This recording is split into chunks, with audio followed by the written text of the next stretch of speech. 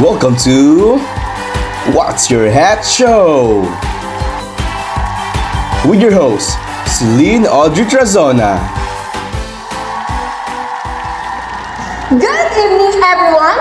Welcome to What's Your Hat Show. Tonight, we have a very special number of guests. 6 incredible nurse managers from the top 6 hospitals in the nation. Each bringing a unique perspective on the prevailing and hottest issues in the healthcare setting today.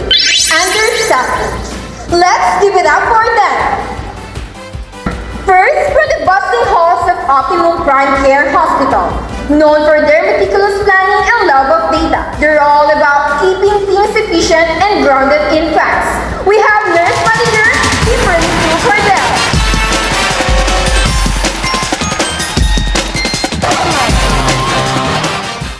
Next, if there's one thing this place brings to the table, it's heart. They're here to talk about the emotional side of nursing and the importance of taking care of the caregivers. Hailing from a Mary Memorial Hospital, Nurse Manager William May Pasol. Representing A1 Medical Center, she is known for always seeing the bright side, an optimist with big ideas for turning challenges into opportunities. Let's give it up for Nurse Manager Geraldine Mabubay.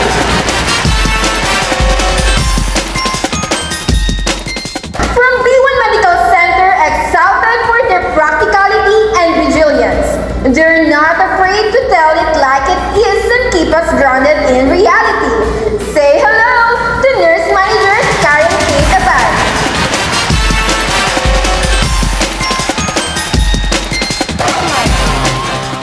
Next up, from APO Memorial Hospital, innovative and full of fresh ideas. They're here to talk about thinking outside the box to solve even the trickiest of problems. I bring you Nurse Manager Kyla Olmedo.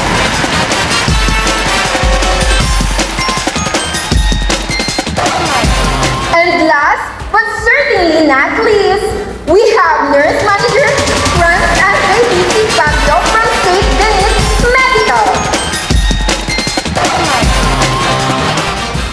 Alright folks, let's talk about understaffing. It's a real headache, isn't it? Kind of like being the last one at the party is stop cleaning up all the chaos. But tonight, we've got ourselves a brilliant bunch to break it all down. Let's dive in. Tell us, Nurse Manager Pasol, how's the vibe in hospital when you're understaffed? Be honest, are nurses crying the break room? Honestly, it's not far from that. Understaffing could aggressively make anyone feel overwhelmed. It is convenient to put that up as understaffing isn't just a number problem, it is an emotional one too. Nurses are feeling the weight of every day. They are overworked, stressed, and sometimes even ability to provide the care the patient they deserve. They could lead to frustration, burnout, and even the nurses leaving the profession altogether. Indeed, while understaffing is a tough nut to crack, addressing it is worth the effort, as improving staffing leads to better patient outcome, increased staff morale, and fewer lawsuits. Plus, the whole team vibe improve. It's like swapping out chaos for harmony. Harmony is nice. I mean, who doesn't love a little chaos? I doubt that, given the profession you lot are in. Anyway, can you share what's really going on behind the scenes in addressing this issue? As part of the efforts in addressing understaffing, we need hard data. We may look at staff-to-patient ratio, shift coverage, census fluctuations, you name it. Patterns don't lie. And that's one of the ways of how we figure out where the gaps are and what needs fixing in understaffing. Patterns don't lie. Got it. Next time I'm understaffed at home, I'll start a spreadsheet. But seriously, Nurse Manager Willia Pasol, you mentioned earlier the emotional aspect of understaffing. Care to expand on the specific you have in mind towards addressing this area? I thought you'd never ask. Well, I think we need to start off by acknowledging those emotions. Managers should make time to listen to their staff every now and then and create an environment where nurses feel supported and understood. Perhaps we could implement wellness program and emphasize the open door policy to help them decompress and process that what they going through. When people feel valued and heard, they more less likely burn out and more likely to stay engaged even when the times are hard.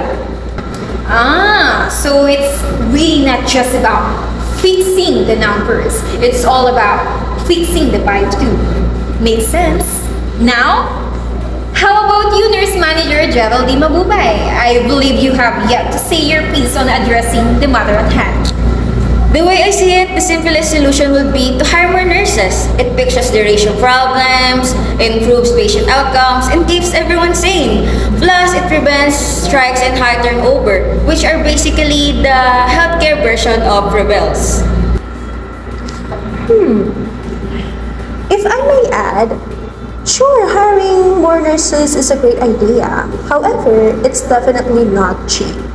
And we all know that budget constraints exist, and we can't just make money just by snapping our fingers. And if we overspend, we risk cutting the corners elsewhere. On the other hand, ignoring the problems will cost us in the long run. So you're saying it's a pay now or pay later situation? Sounds like me deciding whether to fix my car or just wait for it to break down. Ooh! Nurse Manager Kyla Almedo, get any creative solutions for us? Oh, absolutely. Instead of hiring full-time staff nurses, why not bring in part-time nurses or even more nursing aides and perhaps even cross-trained personnel? They can handle non-specialized tasks, freeing up the staff nurses to focus on patient care and be dispatched temporarily to other areas whenever the need arises. Plus, the pay is more budget-friendly than hiring a full-time nurse. And it can foster professional growth in the process. Now that's what I'm talking about. Thinking outside the box. How about you, Nurse Manager Franz? Well, taking everything of what was said into consideration, we must first gather the relevant data as suggested by Ma'am Hurdle earlier. And then we proceed to combine the idea of hiring personnel by Ms.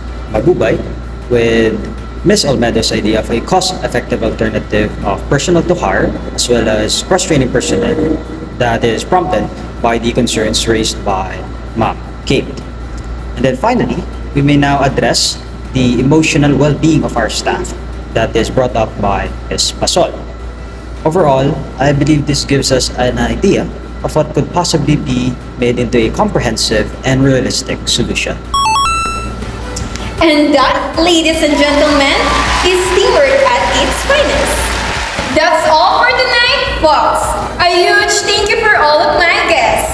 Kimberly Sukardel, Geraldine B. Mabubay, Karen Kate Abad, Kylie Jean B. Almedo, William May Pasol, and Franz D.C. Baguio. Remember, when life throws you a problem, tackle them with creativity, logic,